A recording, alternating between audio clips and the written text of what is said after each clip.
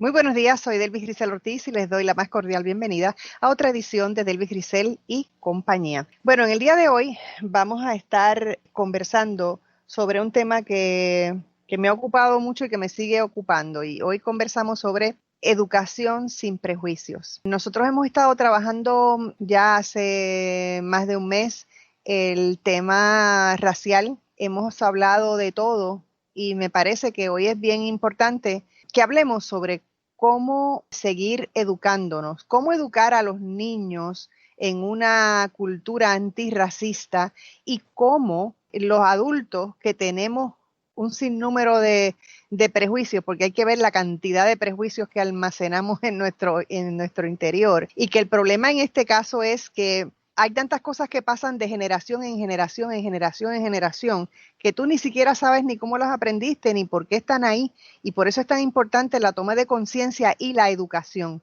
porque yo estoy segura que hay montones de cosas que uno las dice o las hace y ni siquiera entiende la capacidad de daño que puede ocasionar en otras personas. Por eso es importante que nos eduquemos sobre eso. Y para hablar sobre educación sin prejuicios, estoy súper bien acompañada. Estoy acompañada de Ana Iris Guzmán, quien es la directora de nuestra escuela. ¿Cómo estamos, Ana Iris? Buenos días. Saludos. Gracias por la invitación, Delvis. Seguro, encantadísima de que estés conmigo. Y tengo aquí a Kimberly del grupo ILE. ¿Cómo estamos, Kimberly? Estoy muy bien, gracias por tenerme aquí, agradecida. Caramba, estoy súper feliz de conocerte. Ya Ana Iris me había hablado muchísimo de ti, así que vamos a empezar de inmediato esta conversación. Kimberly, quiero empezar contigo. ¿Cuáles son las cosas más importantes que uno debe notar cuando uno piensa en que hay que educarse? ¿Cuál es la importancia de la educación sin prejuicio para los adultos? Me refiero a los adultos. Sí, esa pregunta que haces es bien interesante porque muy pocas personas se hacen esta pregunta. Y yo creo que la primera acción que uno debe de tener es pensar qué es lo que está pasando y si te afecta. Y si no te afecta, ¿por qué no te afecta? ¿Verdad? Un poco reconocer esos privilegios.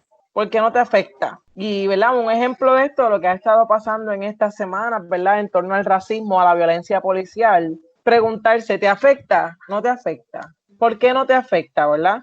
Y si no te afecta, ¿vas a hacer algo con ello o, ¿verdad? O vas a ser indiferente? Y un poco eso redunda simple y sencillamente en mirar, yo digo mirarse para adentro, ¿verdad? Yo digo también eso, porque realmente, Kimberly y Ana Iris, toda la problemática que existe en el mundo entero con cualquier cosa es la falta de introspección.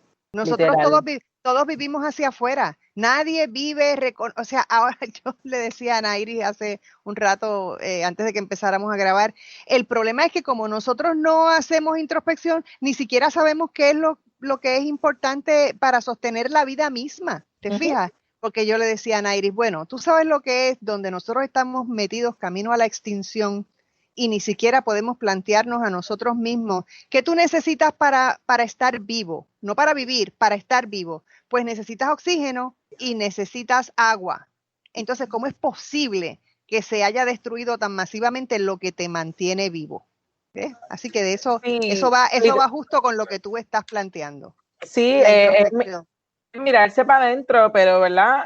Ahora que estás planteando también el asunto de mirarnos hacia afuera, es que ya que estamos mirándonos hacia afuera, el nivel de empatía, ¿sabes? Cuán empáticos somos con lo que está pasando a otra persona aunque yo no lo esté pasando. Y también muchos de los problemas que tenemos con todo, ¿verdad? No necesariamente el prejuicio racial, es porque la gente no tiene empatía. ¿Sabes? La gente ve que a otra persona le pasa algo y lo sigue de largo. Como no les afecta, lo sigue de largo. Porque no hay respeto a la dignidad de la vida. Y el respeto a la dignidad de la vida es también algo fundamental. Iris, quería escuchar tu opinión. Iris, ¿me escuchas, Iris? Sí, te escucho. Okay. Mira, yo creo que tiene mucho que ver con precisamente de lo que estamos hablando en el día de hoy, de lo que yo entiendo que es el privilegio, ¿verdad?, de acompañar un proceso educativo para niños, jóvenes y adultos, y que todo ese proceso esté anclado en el bienestar común. y que comencemos a pensar no solamente en qué es bueno para mí, sino qué es bueno para todos y para todas. Y si es bueno para mí, debe ser bueno para todos y para todas, ¿verdad? Y aspirar a ese bienestar común. Coincido con la necesidad que tenemos de introspección, y conversaba el otro día con mi esposo que es impresionante, ¿verdad? Porque mientras hemos estado en el proceso de cuarentena, que quizás algunos podrán pensar que ha sido la posibilidad de un espacio de introspección, no lo ha sido en mi caso y lo añoro, ¿verdad? Un espacio para la reflexión sobre todo este proceso, porque en realidad muchos y muchas hemos estado inmersos en tratar de paliar la situación crítica que estamos viviendo. Hace falta espacios de reflexión, hacen falta espacios de introspección. Creo que las escuelas tenemos la responsabilidad de proveerlos para nuestros jóvenes y nuestros niños y que sea parte de la experiencia curricular. Bueno, Kimberly, tú perteneces a una organización interesantísima que se llama Colectivo ILE. Cuéntame cómo es que nace y por qué ILE y por qué se llama ILE. ¿Por qué se llama Colectivo ILE? Porque me encanta el nombre, déjame decirte. Dame un poco de esa historia. Que sé que ustedes han estado colaborando muchísimo con nuestra escuela. Cuéntame. Sí, Colectivo ILE nace en Estados Unidos. Nace en Massachusetts de un grupo de puertorriqueños y puertorriqueñas que vivían allí. Y se llamaba ILE en ese momento porque era The Institute for the Latino Empowerment. Así que, ¿verdad? Es el acrónimo. ¿Qué pasa? Que era, como te dije, formado por hijos, ¿verdad? En la diáspora, hijos puertorriqueños de la diáspora. En el 98 se trasladan a Puerto Rico, ¿verdad? A trabajar estos temas, ¿verdad? Desde una vista un poquito más desde adentro. Sin embargo, luego, ¿verdad? De ese tiempo de transición, de ver qué es lo que está pasando en términos nacionales y de esa identidad como latinos, el grupo inicial se da cuenta de este problema que hay con el issue racial, el racismo, la falta de reconocimiento de que existe racismo en Puerto Rico. Y entonces cambia el nombre, el significado, el acrónimo se queda ILE, pero en este caso se adopta la definición de ILE en Yoruba, que significa suelo o casa. ¿Okay? Ay, qué lindo. Sí, es una chulería. ¿Qué pasa? Que el trabajo de ILE, como te dije, en Puerto Rico se cimenta más bien en reconocer esas disparidades y en reconocer, ¿verdad?, esa opresión racial que estaba bien palpable en Puerto Rico, pero que no se hablaba, que no salía en los libros de las escuelas, que no se hablaba de lo que estaba como bajo la alfombra. Y no entonces, había conversación, no había conversación. Y de hecho, como por si eso no existiera. Exacto. Y yo creo que ese es el problema mayor del racismo en todo el mundo, es la falta de la conversación, del diálogo, que es lo que va a promover que tú me digas a mí, pues mira, yo soy negra y a mí me ofende que tú te expreses de esta y esta manera porque esta es nuestra historia. Y esa conversación no, sí, ¿verdad? Y no se es dio. mucho más, eso que tú mencionas es mucho más complejo con Claro. Latinoamérica y el Caribe, ¿verdad? Dado nuestra historia, que todo el mundo dice por ahí, repite como un mantra, que somos una mezcla de razas, ¿verdad? Por esa historia que tenemos de colonización. Pero todo el mundo dice que somos esa mezcla de las tres razas, pero sin embargo nadie quiere ser negro, ¿verdad? Y así mismo sale en el censo, en el año 2000, un 80% de la población se marca blanco sin ninguna mezcla, y solamente un 10% en Puerto Rico se marcan negros. O sea, es que, ¿qué mensaje te dice? ¿Por qué la gente no quiere ser negro? Si cuando tú le dices, estás siendo racista, te dicen, no, yo no soy racista porque yo soy mezclado. O mi papá es negro como tú, por ejemplo, o mi tía es como tú. Pues entonces... O mi abuela. Tu abuela, ¿dónde está, verdad? Que eso es como pero felizmente te dan la recomendación cuando te vas a enamorar, no atrases la raza. Tienes que mejorar la raza o arréglate el pelo como si estuviera dañado o no te ves profesional, ¿verdad?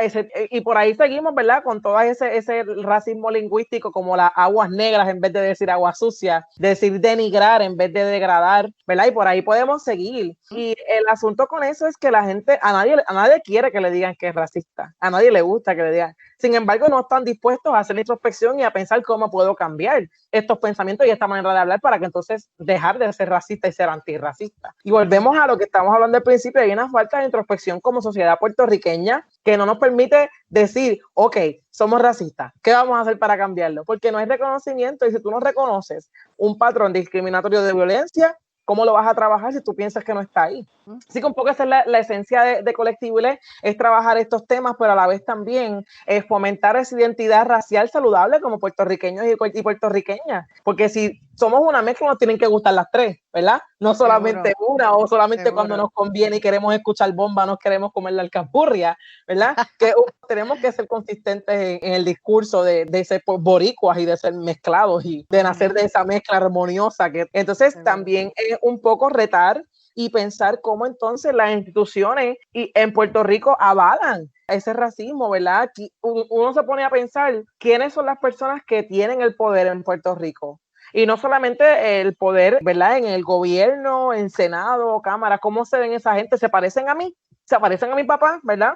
Y sino también pensar cómo se ve la gente que lleva la información, que tiene el poder de la información, cómo se ve la gente que tiene el dinero para comprar casas en las urbanizaciones más caras de Puerto Rico, versus cómo se ve la gente que trabaja en limpieza en esas urbanizaciones. Hay un patrón que la gente lo tiene en su propia cara y no lo quiere reconocer. Entonces hay un problema de negación grandísimo ahí. Así que pues nada, Colectible parte de todos esos cuestionamientos y de todo ese trabajo que hay que hacer desde adentro para afuera, y ahí entonces que nacen ciertos procesos que son, me imagino que has escuchado, que es África en mi piel, África en mi ser, que es un proceso sumariedad con mujeres en los cuales trabajamos a través de talleres y experiencias para hablar de estos temas y sanarlos también, ¿verdad? Yo en mi caso, yo llevo con ella desde el 2012 y hubo un proceso de reconciliación conmigo, con mi cabello, ¿verdad? Yo siendo una nena que a los 4 años me alisaron el cabello. O sea, desde los 4 años me sometieron a un proceso químico que me ardía el cráneo, porque mi mamá obviamente no querían que molestara a su hija por su cabello, ¿verdad? Y mi mamá hizo lo que pudo en ese momento con lo que ella sabía y no la culpo. Pero tampoco ella quería que su hija sufriera, ¿verdad? Que le hicieran bullying o que a lo mejor le dijeran que la hija de Raquel no está peinada, porque esos eran los comentarios en la época, vamos, no se conseguían Barbies negras cuando ella iba creciendo, ¿entiendes? Entonces es todo este asunto que tampoco en la escuela se da, porque en los libros de historia, de estudios sociales, cuando tú vas a la escuela, te enseñan que sí, que somos una mezcla, pero no te enseñan qué pasó antes de que trajeran a las personas esclavizadas acá. Así que la gente piensa que el único referente de las personas negras o, ¿verdad?, provenientes de África en Puerto Rico era que nacieron esclavos y siempre han sido esclavos, y no. Hay unas historias bien poderosas detrás de eso, pero en la escuela no nos hablan de eso. Bueno, quisiera, Ana, ¿cómo ven ustedes en la escuela cómo llevar esa educación sin prejuicio? Sobre todo en Loíza, ¿verdad? Que es tan importante trabajar con los niños allí en esa dirección. Para nosotros y nosotras en nuestra escuela es súper importante esa reafirmación de la identidad afrodescendiente y que se desarrolle ese orgullo. Todo eso como parte del trabajo que hacemos, ¿verdad? De reforzar la autoestima en nuestros participantes y que cada uno y cada una pueda reconocer su valor siendo como es y sintiendo orgullo por quien es y reconociendo el valor que tiene su identidad en el país, precisamente en esa mezcla de la que habla Kimberly. Una de las cosas que hacemos precisamente en ese proceso de reconexión con la identidad, de esa apropiación de la cultura, es que lo trabajamos a través de entender el origen. ¿Qué significa ser afrodescendiente? ¿Qué es África? ¿Dónde queda África? ¿Cuáles son sus riquezas naturales, su cultura? Todas las aportaciones, ¿verdad?, que vienen desde ahí. ¿Cuáles son los países que los componen? ¿Cuáles han sido las aportaciones a través de la humanidad, del desarrollo de la humanidad?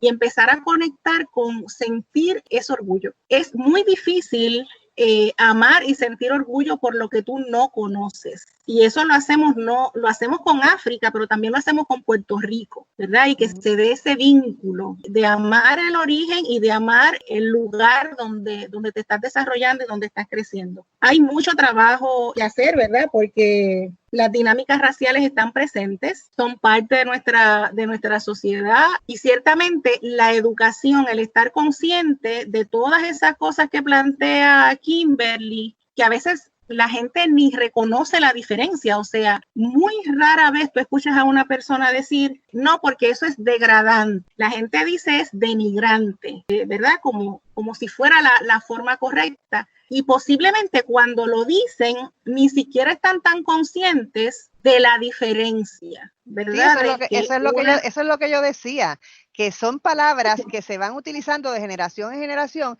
y tú las sigues repitiendo, pero tú ni siquiera sabes que eso tiene otra connotación, ¿verdad? Porque tú no las estás viendo dentro de un contexto racista. Tú eras chiquito, escuchaste la palabra denigrante y la seguiste usando por ahí. Ese es parte del problema.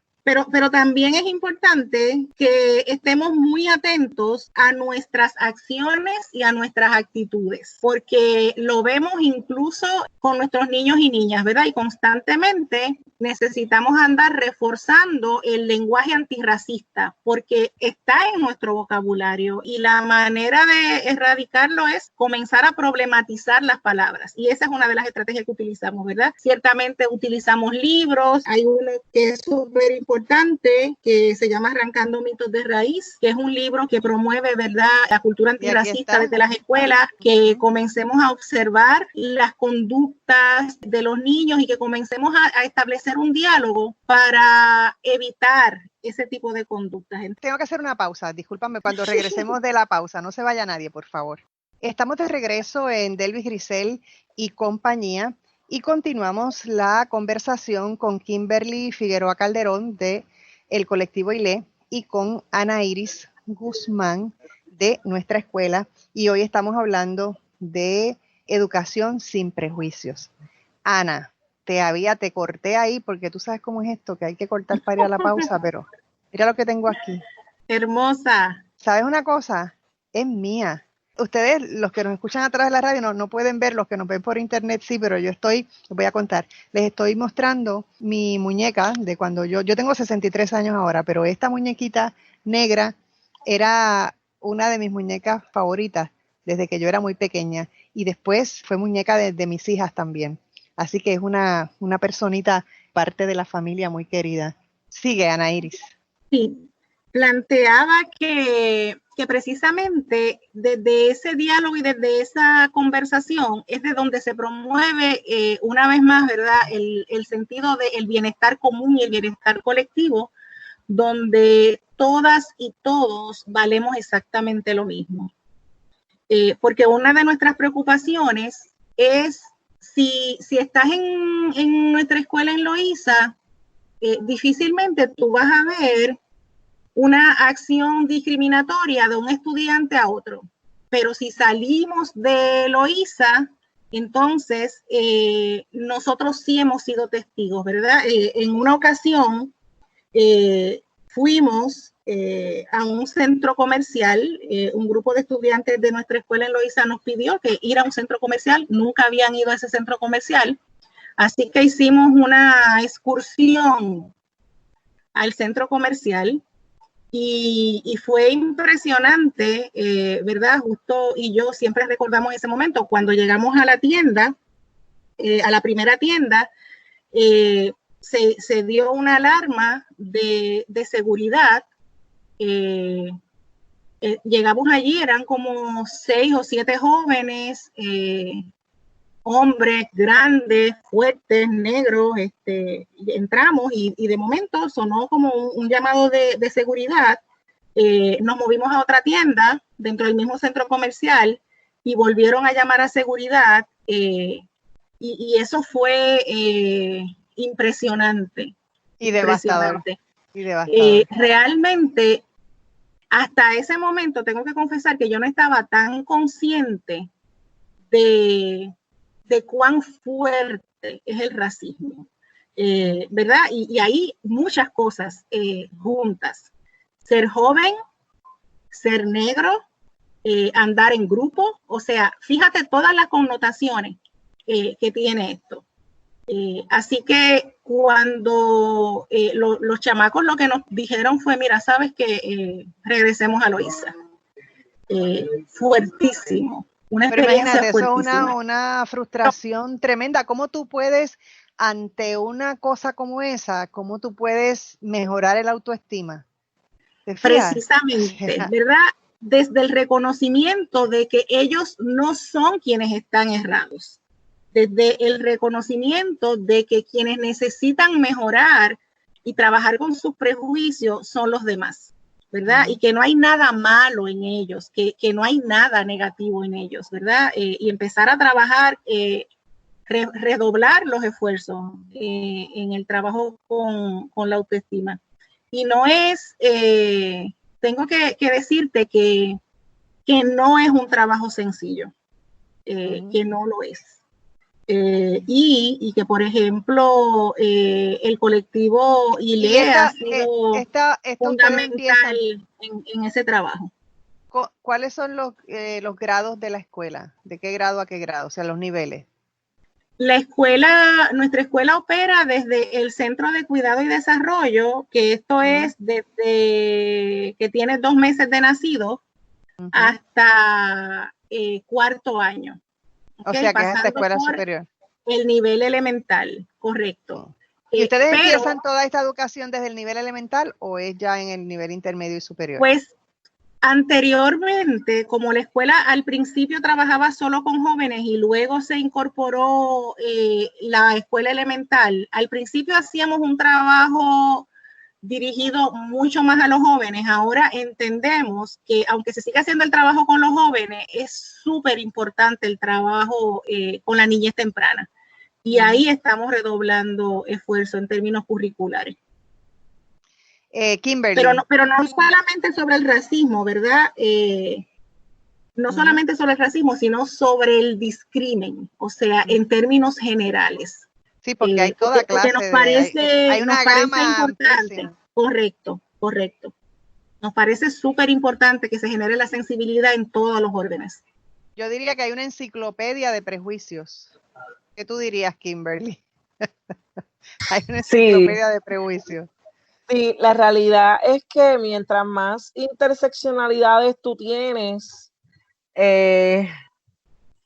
¿verdad? Nosotros lo miramos en términos de prejuicio, pero casi siempre mientras más interseccionalidades tú tienes, menos privilegio tienes, ¿verdad? Y pongo un ejemplo de esto, las interseccionalidades es un término que ha estado trabajando una catedrática que se llama Kimberly Crenshaw.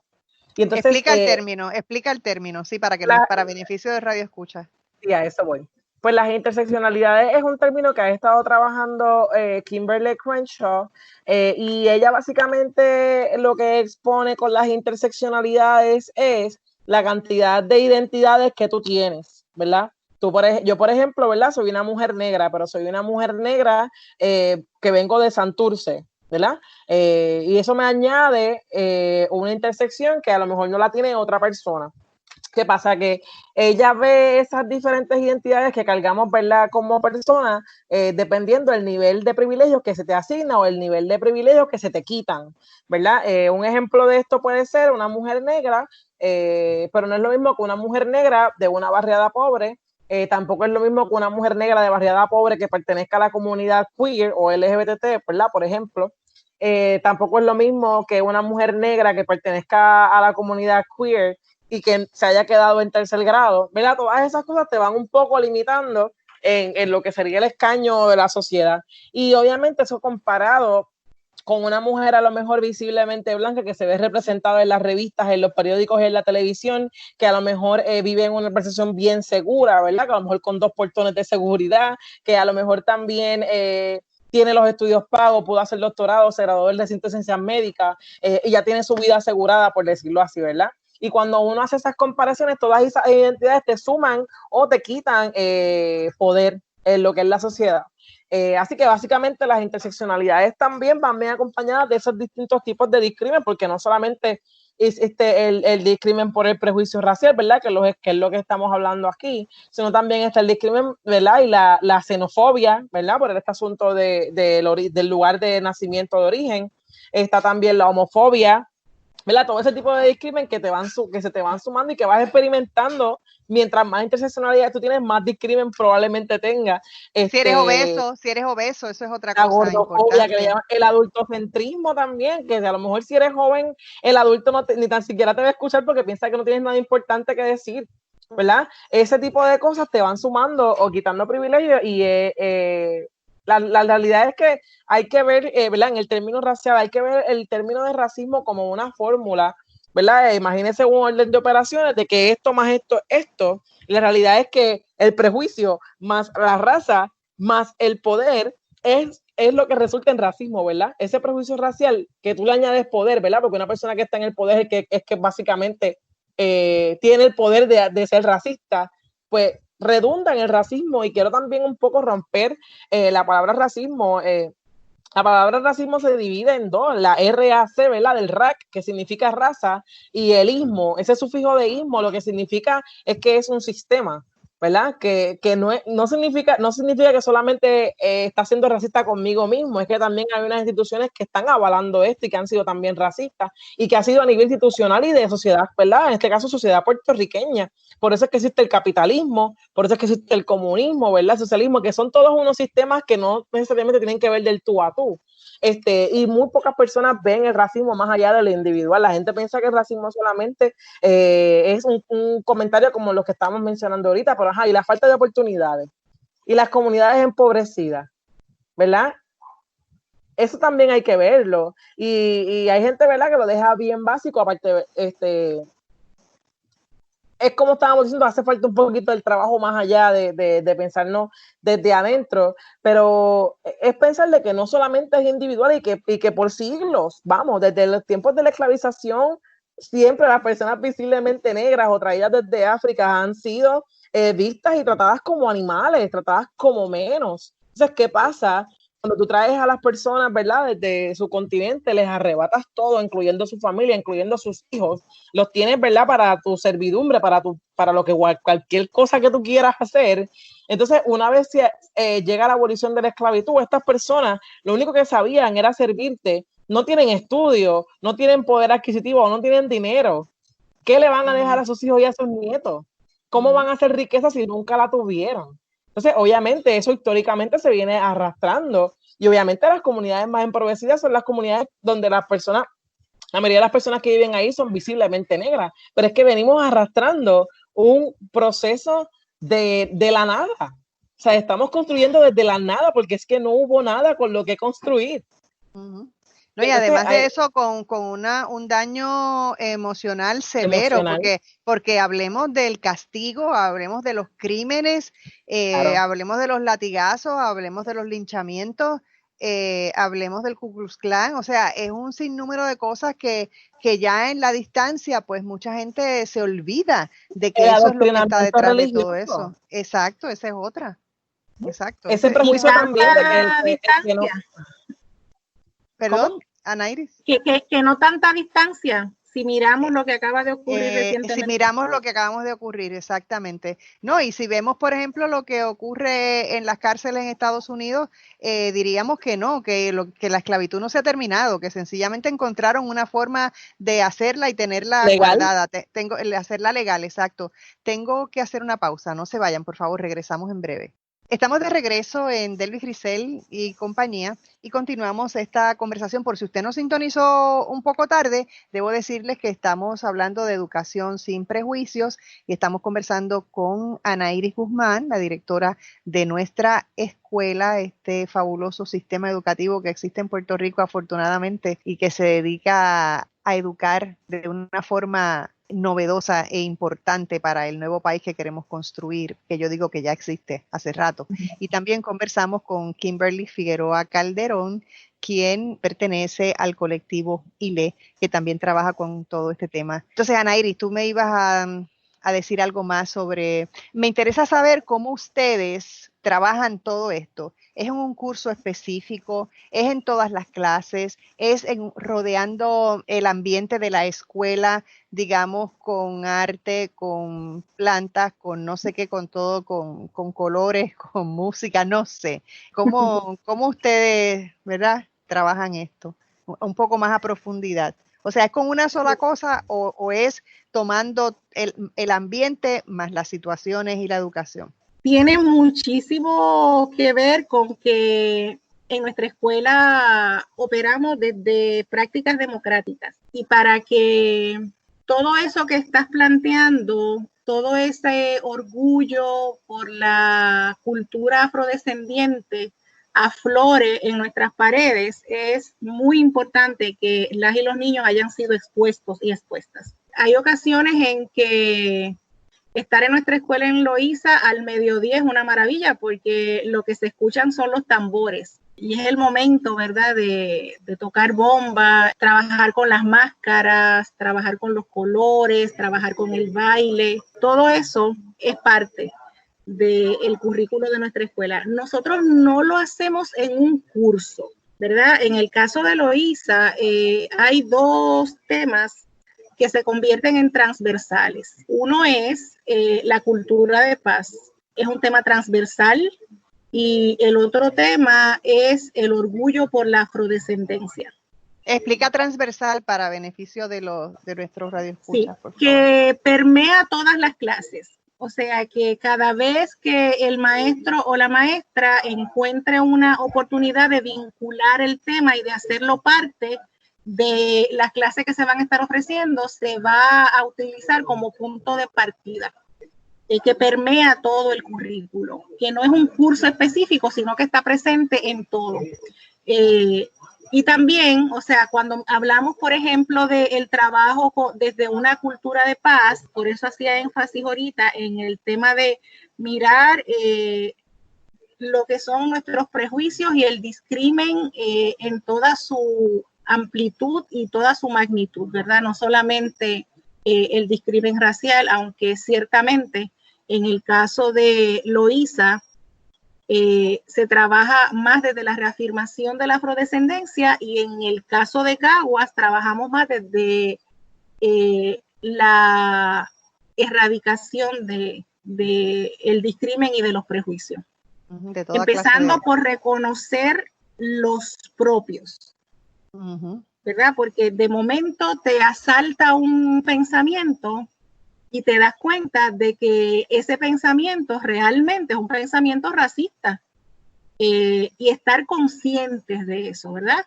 Y decirnos, eso que acabas de plantear, ¿tiene connotaciones racistas o tiene connotaciones homofóbicas? O sea, hacernos la pregunta. No decirnos, Delvis, estás utilizando un lenguaje racista, sino hacernos la pregunta de si lo estás notando, si te estás dando cuenta. Sí, no, y es interesante lo que tú planteas porque nos lleva a ver cómo se trabaja el diálogo. Porque el diálogo en todo esto es fundamental, y si nosotros tomamos la actitud como, por ejemplo, estamos en una conversación y tú me acusas, pero tú hiciste un comentario racista, y entonces yo no tengo idea de que eso era un comentario racista, me siento amenazada, acusada, y ahí se acabó la conversación, ahí se acabó el diálogo. Esas son cosas que nosotros tenemos que tomar en cuenta. Cómo conversamos, que es importante. O sea, en la medida que tú llevas la persona, que es lo que tú estás diciendo, en la medida en que tú llevas la persona a que piense, a que haga esa introspección, a que se plantee a sí misma, caramba, ¿qué es esto? Y en esa conversación se pueda conversar lo que es, bueno, pues vamos en buen camino, ¿no? A eso aspiramos, a que empecemos con un diálogo de respeto. Exacto. Y de reconocimiento del valor y la integridad de cada ser humano. Exacto, la dignidad de la vida.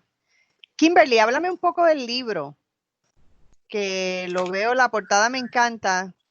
Sí. Los radioescuchas no lo pueden ver, pero es un libro precioso con una portada, tiene un árbol en la portada, preciosísimo.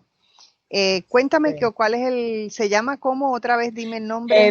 Arrancando. Se llama Arrancando mitos de raíz. Y esto es una guía para docentes, ¿verdad? O personas que estén trabajando con niños. Yo no quiero hacerlo exclusivo a maestros y maestras, ¿verdad? Toda persona que quiera también utilizarlo, que quiera educarse y que quiera educarlo puede utilizar. Bueno, Kimberly, sobre todo ahora que en tiempos de coronavirus, el homeschooling va a florecer. Así que también para padres que quieren educar a sus hijos desde la casa en el tema.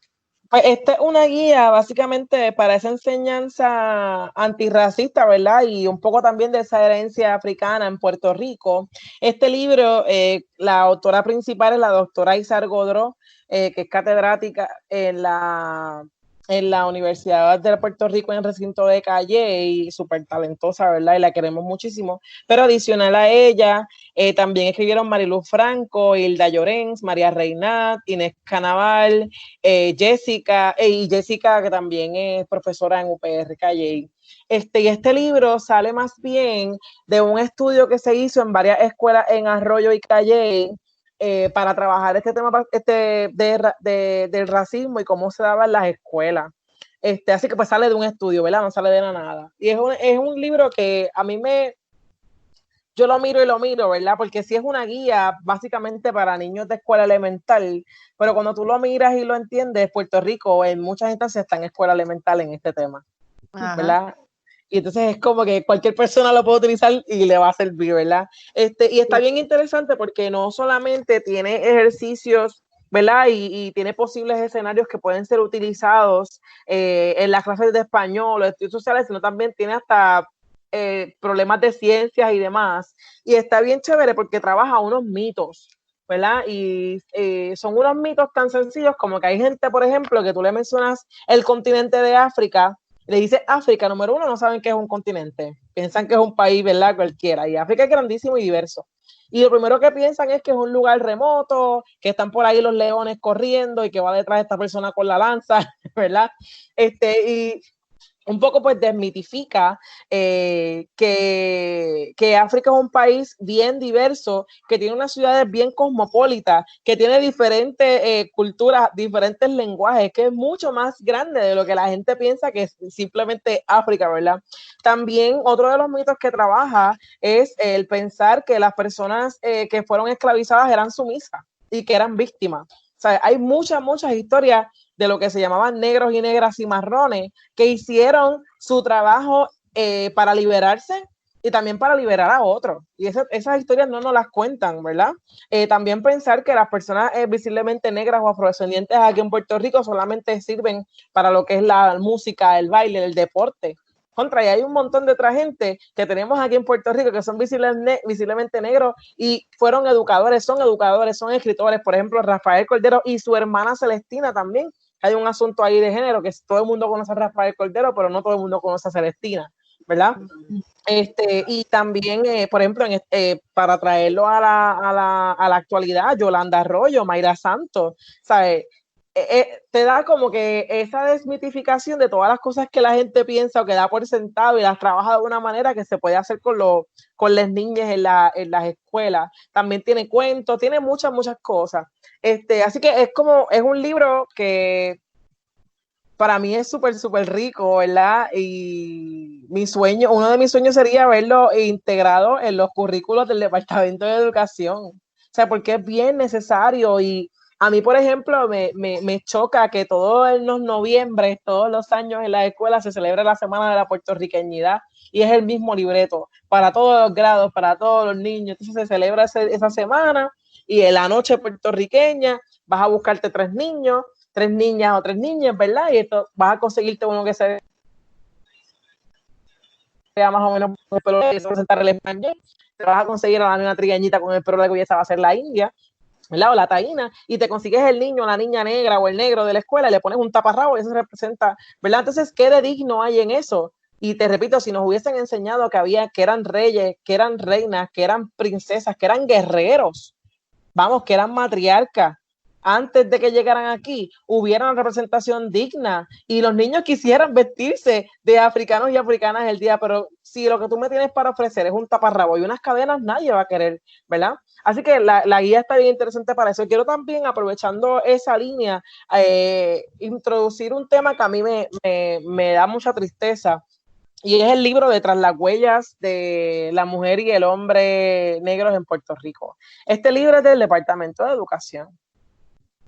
Y está metido y está en los almacenes, guardado. No solamente yo tengo este libro en mis manos porque lo encontramos en cajas en un zafacón, en una escuela. Las escuelas lo están botando. Por eso es que yo tengo este libro en mis manos. Y Este libro se utiliza como un curso electivo en escuela superior. O sea, tú llevas a lo mejor 7 años de la vida de ese niño o de esa niña diciéndole 40 cosas negativas y pretendes que en 3 años de escuela superior o en un año en escuela superior tú vas a desmitificar el trabajo de 14, 15 años que tiene ya el niño o la niña. Y lo están votando. O sea, este libro lo dice ahí, Departamento de Educación. Qué barbaridad. Tengo que pausar, Kimberly. Tengo que pausar, pero cuando regresemos quiero que me digas completo quién lo escribió, cómo se llama, todas esas cosas. Regresamos en breve. Vale. Estamos de regreso en Delvis Grisel y compañía. Kimberly, nos quedamos en el momento de la pausa hablando de este libro que encontraste en Los Zafacones. Déjame decirte, yo fui maestra 5 años, yo fui maestra de teatro y en aquel tiempo se hacían los exámenes y las cosas en Estarcido, ¿te acuerdas? ¿Verdad? Y había toda esa máquina que tenía una tómbola y eso estaba dentro del almacén de los libros. Así que yo para los exámenes de mis estudiantes, para duplicarlos, ¿verdad? Pues yo llevaba allí, hacía yo mis propias copias. Y entonces un buen día me dio con mirar y había que ver la cantidad de libros que estaban allí que jamás se usaban, que eran maravillosos. Por ejemplo, yo encontré 200 libros de Juan Salvador Gaviota, nuevos, de carpeta dura, que eran una joya. Tú sabes. Así que háblame de este libro, que es bien importante. Sí, este libro se llama Tras las huellas del hombre y la mujer negra sobre la historia de Puerto Rico, ¿verdad? Y es del Departamento de Educación. La editora se llama Lidia Milagros González García. No sé si lo ves ahí. Y como te dije, este libro es del Departamento de Educación. Esto que tengo en mis manos es la antología de lectura. Este libro acompaña, ¿verdad? El otro libro grande, que es el de los ejercicios como tal. Y está súper, es como, es un libro hermoso también porque es de estudios sociales prácticamente, pero trabaja el asunto de la afrodescendencia en Puerto Rico comenzando desde las leyes, ¿verdad? Está hablando de que ninguna institución en Puerto Rico puede discriminar por motivo de raza, ¿verdad? Color, género, religión, que desde ahí, ¿verdad? Le sienta las bases de cómo se supone que estén pasando las cosas en Puerto Rico. Y trabaja también cuentos, trabaja el análisis de canciones como por ejemplo la de Rubén Blades, la de Ligia Elena. Ligia Elena está contenta y su familia está feliz. O sea, hace que los jóvenes analicen esas canciones. O sea, el libro está súper, súper bueno y está vigente. Para mí eso es lo más importante, que no importa que otros años pasen, Puerto Rico todavía puede sacar, ¿verdad? El adulto puede sacarle mucho jugo a esto porque estamos todavía en ese nivel. Te pregunto, perdona que te interrumpa, ¿ustedes han hablado con el Departamento de Educación sobre este asunto? Mira, nosotros hemos planteado esto en varias reuniones que hemos tenido con personas que nos han hecho invitaciones. Como tú mencionaste ahorita, hay muchos docentes que no saben de la existencia de estos libros. Bueno, de hecho, también, imagínate, si están en los almacenes, el maestro, yo te puedo dar fe, fe de que los maestros no tienen idea, a menos que no sea el texto ese que se usa todos los años, los maestros no tienen idea de lo que hay en los almacenes de sus escuelas. Yo te doy fe de eso porque yo lo viví. Y de hecho, nosotros en varias reuniones, no solamente mujeres del colectivo, sino aliados y aliadas que tenemos al colectivo, le han hecho llegar la guía de Arrancando Mitos de Raíz a los diferentes secretarios y secretarias del Departamento de Educación, inclusive Julia Keller, inclusive el que está ahora. Le hemos hecho llegar esta guía. O sea, ese trabajo se ha hecho. ¿Qué pasa? No te puedo decir qué pasa, ¿verdad? Porque el trabajo está ahí. Recientemente nos invitaron a dar un taller a yo no sé ni cuántos docentes del Departamento de Educación y Estudios Sociales y pretendían que lo hiciéramos gratis también. Ya ves cómo va la cosa cuando sabemos que el Departamento de Educación tiene fondos para adiestrar a sus docentes. ¿Seguro? ¿Y por qué tú piensas que mi trabajo no es importante, que no lo tienes que pagar? ¿Me entiendes?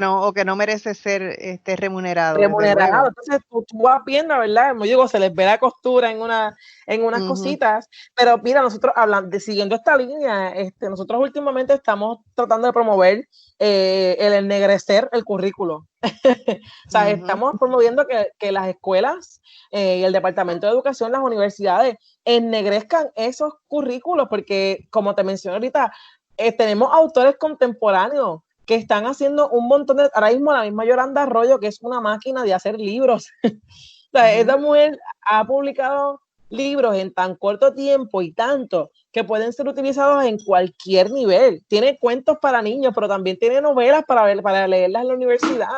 ¿Y qué pasa?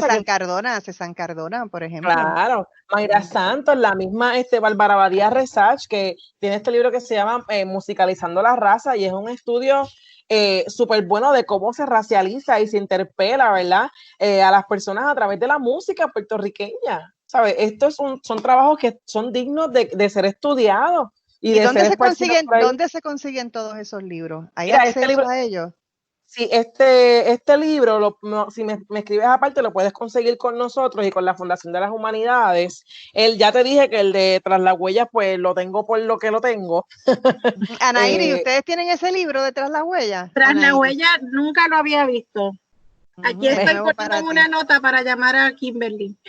Exacto, a veces nos llaman de que, mira, encontramos esto, los quieren, y nosotros sí, dámelo, y repartimos a la gente que nos lo pide, así que estoy pendiente, te tengo en la lista. En eso de Tras las Huellas tenemos que hacer una investigación y ver dónde andan esos libros y cuántos imprimieron y dónde están, definitivamente. Sabes que me invitaron el semestre pasado a la escuela Julián Blanco, la de ballet, y están dando ese curso a los jóvenes de cuarto año. Y también la Escuela del Deporte en San Juan también está utilizándolo. Son bien pocos, pero sí están usando estos libros. Están utilizando los libros. El de Bárbara y el otro. Okay. Sí, lo están utilizando como parte de la clase de historia.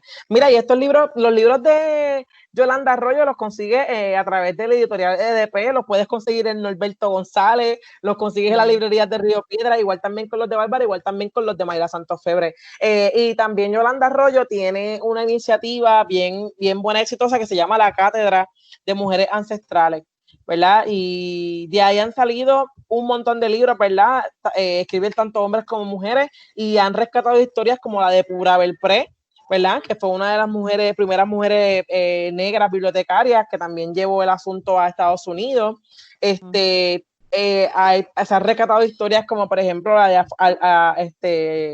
de Arturo Schomburg, ¿verdad? Hay muchas. Ave María, también, te lo iba a mencionar ahora mismo. Sí, hay muchos también que son para niños, ¿verdad? Para leerle cuentos, está el Papapedia, está Pelo Bueno, está también mi compañera Glorian Sacha. Glorian Sacha también tiene un poemario, ¿verdad? Para las que nos gusta la poesía, pero también tiene un libro para niños que se llama Negro Negrito. Y está precioso el libro. Quiero preguntarle a Ana. Ana, yo te preguntaba ahorita sobre la cosa, me has explicado cómo ustedes trabajan con los estudiantes, y yo te preguntaba también un poco del ambiente, ya que Kimberly menciona a Schomburg y se me olvidó el nombre de la bibliotecaria, Pura Belpré. Ok, Ana, ustedes tienen figuras, ¿verdad?, de que los niños puedan ver, cómo ustedes trabajan el ambiente en la escuela, en términos de hacerles conocer a los niños estos personajes. Cuando te refieres a figuras, te refieres a las imágenes de estas personas. Exacto, imágenes, ¿verdad? Exacto. Pues mira, se usa mucho el internet, ¿verdad? Para acercar todo lo que es imágenes, pero también el arte, exponer a nuestros niños a cualquiera de estas figuras, y el teatro, la dramatización, la encarnación de algunos de los personajes. Trabajamos, por ejemplo, muy de cerca con Samuel Lin, de forma que nuestros niños y nuestras niñas puedan visitar su estudio y acercarse, ¿verdad?, a un extraordinario artista loiseño, cosas como esas. Y entonces, yo quería... Ciertamente los libros, por ejemplo, los libros que está planteando Kimberly, como Negro Negrito y Pelo Bueno, pues obviamente son lecturas obligadas. En nuestra escuela. Esos libros a ustedes no les faltan. Mira, sí, aquí te muestro la portada de Negro Negrito. Preciosa esa portada. Tiene unas ilustraciones y unos dibujos, pero precioso. Y tengo el poemario de Lorian, ¿verdad? Que se llama Hebra. Está bello. Quería también mencionarte que hay unos esfuerzos, ¿verdad?, un poquito más seculares de la academia para quienes consumimos la negritud en todas las maneras posibles. y nos gustan las revistas, está la revista Étnica. Y la revista Étnica es el primer proyecto que resalta, ¿verdad?, lo que es la belleza afrocaribeña y que también trabaja esos temas que no se hablan y están ahí, y actualmente tiene 2 ediciones, ¿verdad? La primera fue dedicada a esa red de organizaciones que son afro, ¿verdad? Para que vean de que hay un montón de gente que estamos haciendo trabajo aquí en Puerto Rico. Toda la revista es de gente de organizaciones que está haciendo trabajo antirracista en Puerto Rico. Y la segunda edición, que es esta, es dedicada a los niños. Ay, qué Miren bella. esa portada, qué poderosa. La portada es espectacular. Y es dedicada a los niños y, ¿verdad?, tiene estadísticas bien importantes que está pasando con los niños y la pobreza en Puerto Rico. Miren esta foto, es... Bueno, ustedes no ven la foto, pero es una foto hermosa, es una foto hermosa de música y de baile. Es un proyecto, ¿verdad? Bien, Bueno, bien bonito. Y eso se consigue hasta en la farmacia. Eso en Walgreens y Walmart lo consiguen. Eso está ahí, está ahí. Bueno, pues hay una especie de avance, no todo está perdido. Lo que hay es que continuar con la conversación, lo que hay es que continuar con la educación. ¿Sí o no? ¿Qué ustedes dicen? Me queda un minuto, Ana. Me queda un minuto, Ana Iris. Dame tu pensamiento final.